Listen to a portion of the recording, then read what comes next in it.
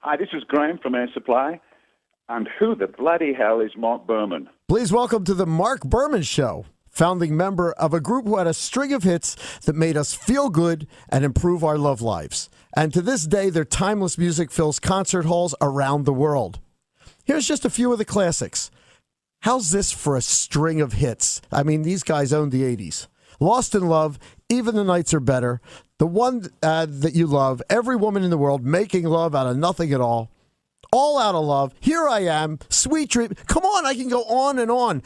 Then they went into the 90s, more hits. Then into a new millennium, more hits. With me, founding member Graham Russell of Air Supply. Graham, great to have you on the show. Hello, Mark. How are you? I'm doing great, and thank you for stopping by today. It's a pleasure. It's great to be here. Thank you for your time. You're from Australia. Where did you meet Russell Hitchcock, and how was Air Supply formed? Russell and I met in Jesus Christ Superstar in '75, and we were in that show for quite some time.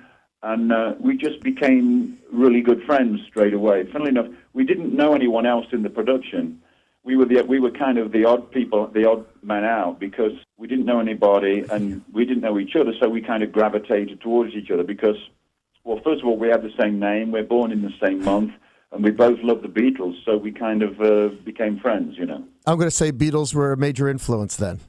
Oh, completely. I heard Lost in Love was written in 15 minutes. Is that true? I wrote it in Adelaide in 1978. But what I do when I compose, I think about the song before I sit down at a piano or a guitar. I think about it in my mind, and I see it. You know, I see the structure. So when I actually sit down to write it, it's kind of quick. It's very quick because I'm a great believer that inspiration comes very quickly, and you have to get it while it's there. Certainly with me, and I just wrote it down. But if you listen to Lost in Love in particular, it's very simple. There's really no chorus. It's just a verse and a B section. And the lyrics keep repeating themselves. So there's not really a lot going on there. But it's the spirit of it that I think that captivated people. Lost in Love, it was a simple song, but it was one of the songs that was the quickest to go to number one in the 80s, and the song that got the attention of Clive Davis. Did he hear this and contact you? He did, yes. I mean, the song came out in Australia in '78. But it wasn't until 1980 in the U.S. And Clive, we didn't know, but Clive had heard it and got in touch with our record company in Australia and said, I want to buy this record. So he bought that just as a single to see what happened, or he bought the rights for it, should I say. And it was one of the quickest ones to go in the top 10. It was 2 weeks and it was in the top 10. And then it went all the way. So, he got hold of us and said, we need an album now. And we had half the album ready with All Out of Love and Chances and a few other tracks that were all ready to go. So we came to the U.S. and remixed the album, and the rest everybody knows about. We had 3 top 5 hits from that album. And that's the 80s, but then you continue into the 90s. And in the 90s, David Foster. You had a song produced by David Foster. What was that, Chances or Goodbye? No, it was Goodbye. Goodbye, and, yes. David actually wrote that song with his then-wife, Linda. And David and I wrote a song called I Can Wait Forever for the Ghostbusters soundtrack. And it was nominated for a Grammy. And he said, and we enjoyed each other's company and got on really well. And so he produced several tracks for us, and that was one of them. And it's funny enough, it's a great track and it's a great song, but it was never released in the U.S. as a single. But around the world, it was number one for ages, and so it kept our profile really high in the rest of the world. Oh, it did, because in the 90s, Southeast Asia, wow! I mean, did Southeast Asia take to Air Supply or what in the 90s? This is incredible. You released the greatest hits CD that stayed at the top of the charts in Taiwan for 16 weeks. Yeah, it did indeed. And that was, we'd always been to Southeast Asia. We went the first time in 1981, and we were the first band to ever go there. We were the first band into China. And so we'd already done a lot of groundwork there. And plus, we loved going there. The audiences were great. And you're right, we did a greatest hits there. We recorded it in Taiwan in 95. and I think it sold like 1 million copies just in Taiwan alone. And of It's course, then unbelievable. the rest of Asia kind of followed suit, you know. Well, you're truly international, even in the Caribbean, because I believe you did the Air Jamaica Jazz and Blues Festival twice to capacity crowds. Yeah, there's probably 25,000 people going to be there. In fact, I think we go in 2 weeks. But we did it about 5 years ago, and they asked us to do it again, which is strange. I mean, you wouldn't think that Air Supply would be an act to go to a jazz and blues festival, but it's a great pairing, and we had a great time, and now we're going to do it again, yeah. We're talking to Graham Russell, founding member of Air Supply. Now, here's one. We don't get to do this here, but you can. You played Havana, but you didn't just play Havana. I don't know how many people live in Cuba, but there was 175,000 people at your concert. Did you do salsa that night or what? Well, you know, we wanted to play there for so long, and we knew that you could play there now. It opened up a little, but you couldn't leave from the U.S. or return to the U.S. So we were playing in Central America. I think we were playing in Panama. And we said to our promoter for like 6 months, we want to play in Cuba. And he said, well, you don't get paid for playing in Cuba, but they'll pay for you to get there. They'll put you up and look after you. And we said, absolutely, we're all over it. So we left from Panama and we went to play. And there was a hurricane warning. The Hurricane Dennis was coming in. And they said, you know, we may have to cancel. We said, we don't care what's coming in. We're playing. And we got to the venue at 5 when we were going to play, and the people were starting to come. And they expected about 30,000. And they just kept coming and coming. Then we got a warning. They said, Havana's been shut down. That you can't move anywhere. All the traffic's been rerouted. And they kept coming and coming. And we finally went on at 1:30 the next morning. And it was raining, you know, it was blowing. But we went on, and there was 175,000 people there. It's the biggest crowd they've ever had, yeah. And it's also, I understand this, that it was an honor because, honestly, basically outside bands are not invited to Cuba. You were. No, that's true, yeah. It was a great honor. We just wanted to play there.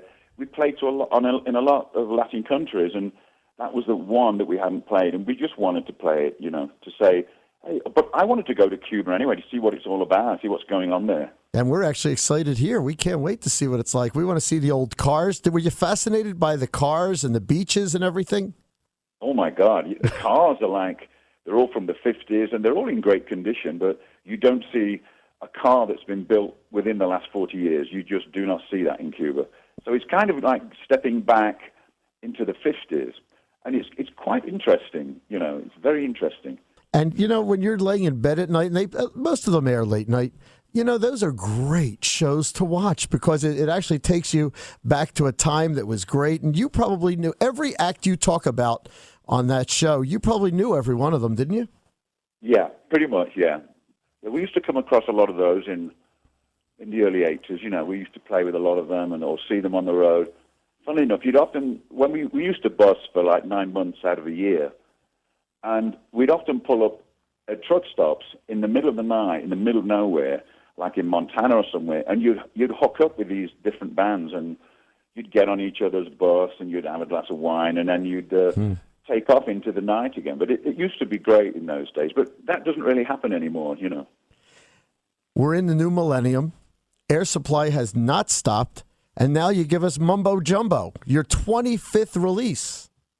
We had 2 top 30 hits off that, so we were thrilled about that. And you know, we're going to do a new live record in Rio, in Brazil, in March. So things are pretty cool for us. You know, we're just a traveling band, a working band on the road, and this is what we do. You know.